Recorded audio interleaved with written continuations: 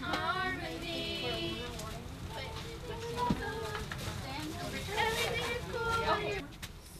Here in Laredo, we primarily deal with the accompanied groups. We do have a few small amount of unaccompanied minors, but it's mostly children traveling with an adult. Whether it be mom or dad or an aunt or an uncle, they're traveling with an adult. The past week or so, we've seen a little downturn in the number of people that are passing through our area.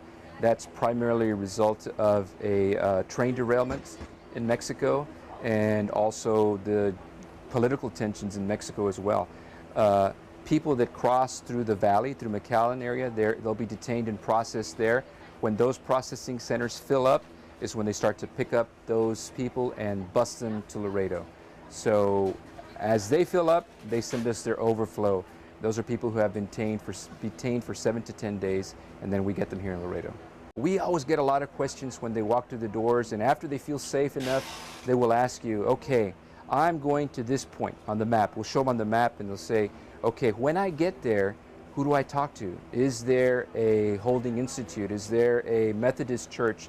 Is there some Methodist connection with someone that I can talk to who can afford me the same level of comfort and care?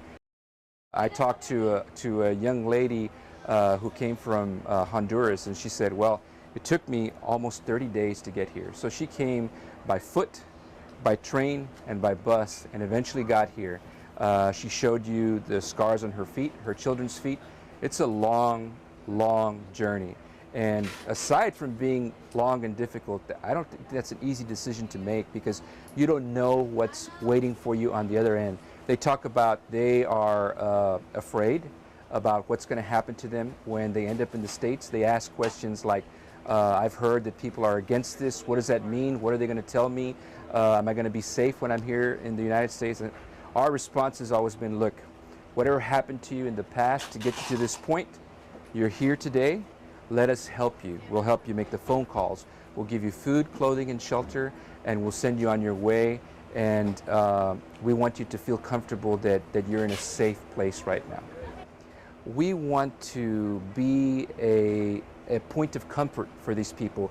We want them to be able to recognize the Flaming Cross wherever they go as something that they'll look at it, and it's a brand that they can recognize, that when they see it from wherever they are, from wherever they're traveling from or going to, that they'll be comfortable and they'll know that that represents comfort and care.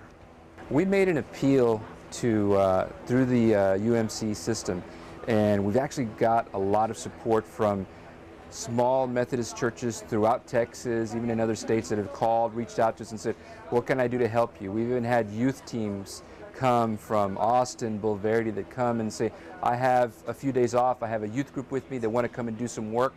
Where can we go? I said, there's a lot of work to be done here. You're more than welcome to come here. So as you see, we've kind of started to fill up with provisions, but as they come in, they go out. For everybody and anyone that has done everything from said a prayer, to sent a pair of shoelaces, to written a check, to sent a thank you note, on behalf of the community here on the border in South Texas, and especially in Laredo, big thank you and a big abrazo.